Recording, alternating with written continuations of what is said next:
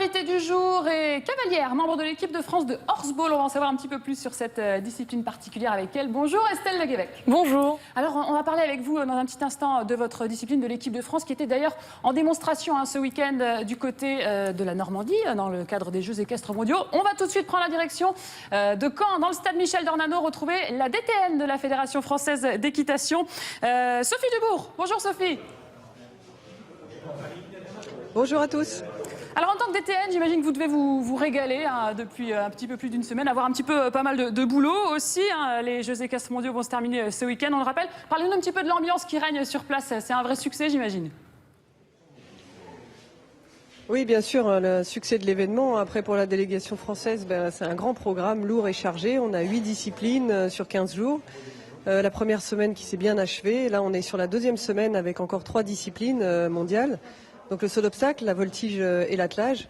Donc effectivement, une grande dynamique, un bel enthousiasme et puis j'espère des résultats à la clé. C'est ce qui compte le plus. C'est ce qui nous intéresse aussi le plus, les résultats. Un premier bilan depuis un petit peu plus d'une semaine. Bilan mitigé peut-être pour l'équipe de France ? Oui, positif pour l'endurance. Une belle discipline sur laquelle on est médaille d'argent. Une petite déception en concours complet, on est au pied du podium et la médaille par équipe était tout à fait envisageable. Une belle 5e place en individuel pour un de nos cavaliers, Maxime Livio. Là, on est en train de courir le saut d'obstacle, la discipline reine en France, puisque culturellement, c'est la plus pratiquée. Donc, toutes les caméras et toute l'attention est portée sur cette discipline-là. Aujourd'hui, on est en pleine épreuve, 2e jour par équipe. Il y a encore une journée demain. Voilà, le bilan mitigé pour ce matin. Il reste 2 cavaliers encore cet après-midi. On est encore tout à fait dans la course et on est tous positifs. La voltige au provisoire, que des Français en tête. Donc ça, c'est une très belle chose. Et puis l'attelage qui ne démarrera que demain. Je suis au plus près, les résultats des Français. Un dernier mot, Sophie, je voudrais que vous nous parliez du horseball. On a Estelle Le Guévec qui est avec nous, qui était en démonstration ce week-end avec l'équipe de France. Qu'est-ce que vous en avez pensé? Vous avez bien aimé cette prestation? Il y a eu du succès, je crois. Il y a eu pas mal de bruit du côté du stade Michel Dornano pour venir les encourager.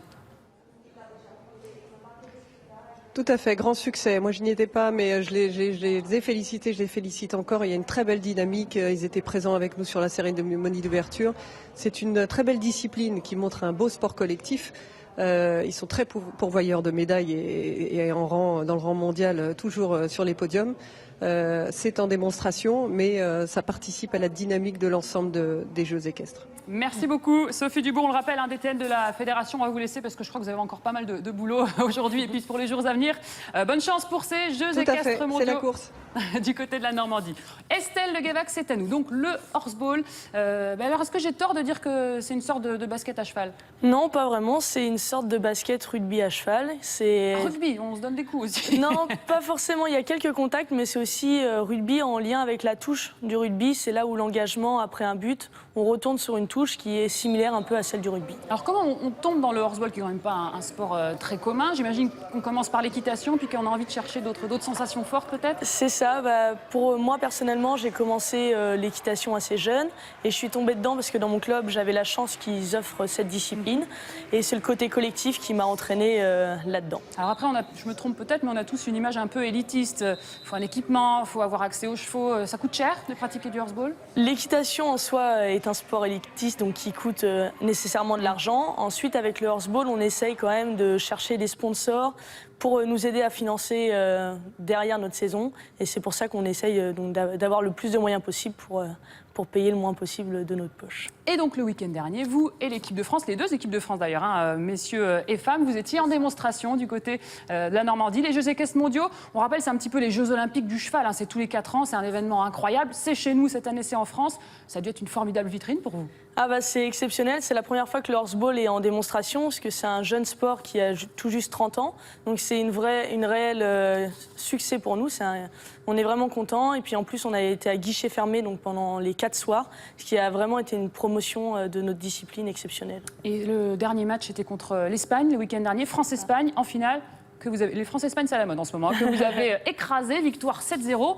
Et vous avez mis 5 buts, Estelle. C'était un petit peu votre fête ce jour-là. Voilà, un grand soir. En tout cas, collectivement, on a été bien. On a réussi à se trouver. Un début un peu difficile, mais après, ça a bien fini. Donc, on est contente. Après, de nos homologues masculins, pareil, ça a été un peu plus serré. Ça a fini sur une mort subite. Mais ils repartent avec la victoire, donc c'est le principal. J'ai dit des buts, mais c'est des paniers. C'est des paniers ou des buts.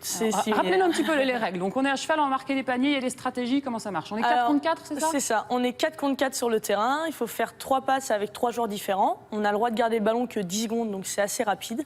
Et ensuite, il faut aller marquer dans un but qui est à 3,5 mètres du sol. Avec un ballon un petit peu particulier que vous nous avez gentiment amené en plateau, le voilà.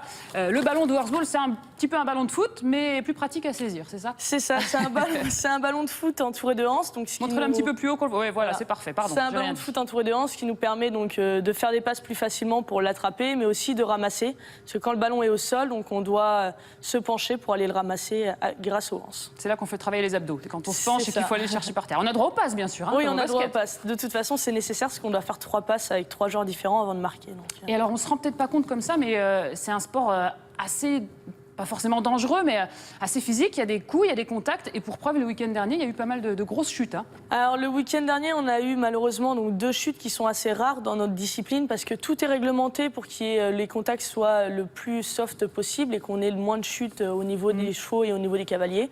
Malheureusement, c'est arrivé donc, le week-end dernier, mais après sans gravité, parce que nos 2 cavaliers vont bien. Donc, et celui qui bosse le plus, c'est le cheval, non? Celui qui bosse le plus, c'est le cheval. C'est lui qui a un effort physique. On lui demande beaucoup de s'arrêter, de repartir assez violemment. Donc après, il a un travail derrière qui fait qu'il est entraîné pour ça. C'est lui qui fait des allers-retours et vous, voilà. vous avez juste, entre guillemets, à manier les rênes. Alors, j'ai dit une bêtise tout à l'heure en off, je venais vous prendre des renseignements. Je croyais qu'il y avait plusieurs chevaux qu'on échangeait, qu'on faisait remplacer un petit peu les chevaux pour les laisser se reposer. Pas du tout, ça c'est au polo. C'est ça. Dans une partie de horseball, il n'y a qu'un seul cheval pour toute la durée du match. Ça dure combien de temps? On est sur une partie donc, de 2 fois 10 minutes, avec une mi-temps de 3 minutes au milieu.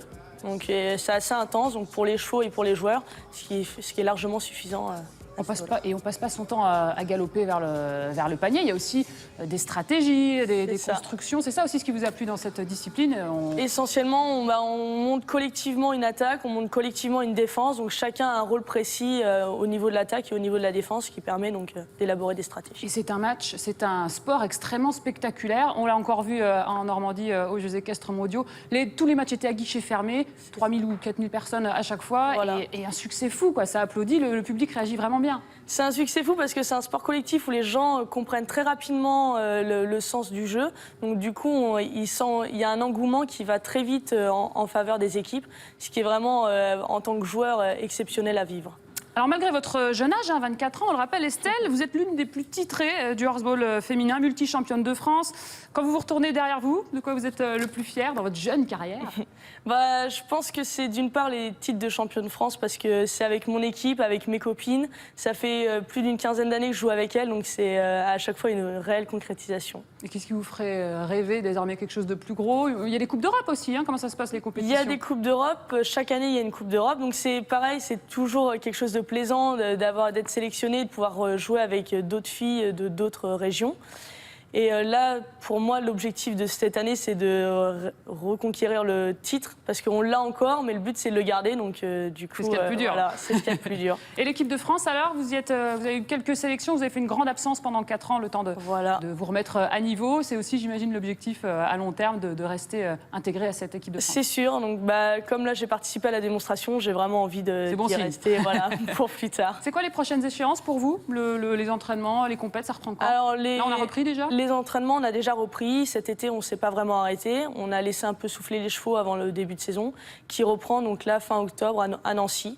Et après, c'est reparti donc sur plusieurs week-ends jusqu'au mois de juin. Alors comment ça marche une compétition? J'imagine qu'on s'entraîne la semaine et il y a un match le week-end, c'est un peu comme en foot? Alors exactement, sauf que nous on a un peu moins de matchs qu'en foot parce que c'est assez intense et on se promène dans toute la France et on n'emmène pas que nous, il y a aussi les chevaux, donc c'est un déplacement qui est assez lourd. Donc quand on se déplace, on joue le samedi et le dimanche. Et quand un cheval, pardon, quand un cheval se blesse, comment ça se passe? On en a de rechange entre guillemets, on est un petit peu forfait, comment ça marche? Quand un cheval se blesse, on est 6 par équipe, donc il y en a 4 sur le terrain. Si on a pas de chance et que ça arrive le week-end où on est en compétition, on part que à 5. Et quand ça arrive, on va dire avant la compétition, souvent on a des chevaux de rechange qui nous permettent de remplacer. Eh bien, on en sait désormais un petit peu plus sur le horseball. Estelle Le Guévec, merci beaucoup d'avoir été avec nous. Votre prochaine grosse compétition, là où est-ce qu'on pourra vous suivre? Fin octobre à Nancy. Fin octobre à Nancy, très bien, le rendez-vous est pris et on a pris du plaisir évidemment du côté de la Normandie à regarder cette démonstration de horseball.